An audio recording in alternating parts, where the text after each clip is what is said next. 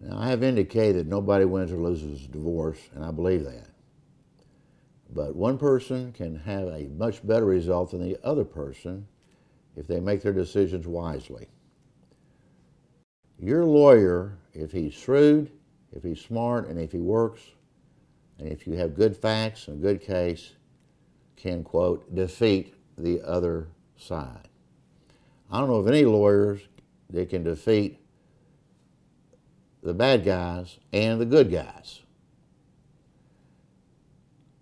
Once you retain your lawyer, unless it is a absolute walk-through divorce, total apathy by both parties, they both want the divorce, and they both want it over with quickly, which is good circumstances that occur.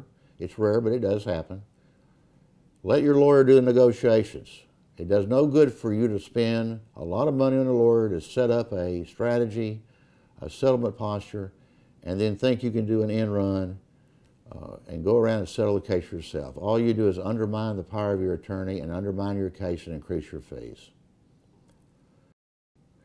Especially in controlling relationships where narcissism or parental alienation is involved.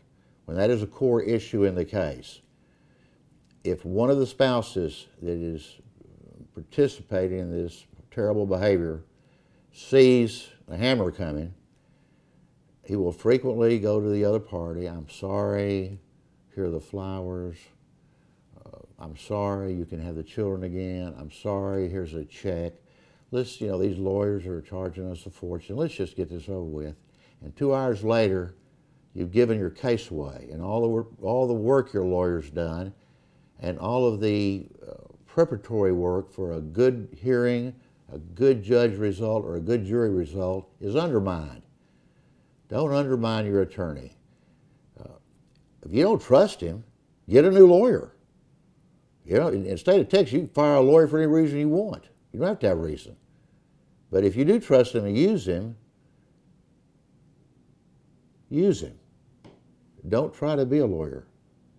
You'll increase the cost of your case, and you will lose a lot of initiative and benefit that your lawyer has worked so hard for you to obtain up to that time. Once an order has been entered on a preliminary hearing and the discovery is done, if the case can't be settled, almost all courts today require mediation. Mediation is a process where you meet and a third party does not arbitrate. It's not, his decision is binding, but if you're smart in your choice, he's skilled at bringing parties reasonable closure on items that are the worst and most difficult to close on. And he's not bound to listen to your lawyer or the other lawyer. He speaks with both. You meet in a caucus, jointly, generally, and he puts out the perimeters of the mediation. Then you adjourn to separate caucuses in separate rooms. And as Henry Kissinger in the Arab-Israeli-Palestinian conflict, he does shuttle diplomacy. And he goes back and forth to point out the weaknesses of your case, the strengths of the other person's case, and try to bring closure to the case. Mediations are very successful. The settlement rate is in the 90s, depending on your mediator. But it is a very instructive tool that is adversary but not adversary. It's not under oath, and nobody is having to stare at a jury or a judge, and you can tell your story to the mediator, and if a resolution is made, you will have saved yourself significant sums of money in attorney's fees, and you saved your heart significant pain in an ongoing divorce.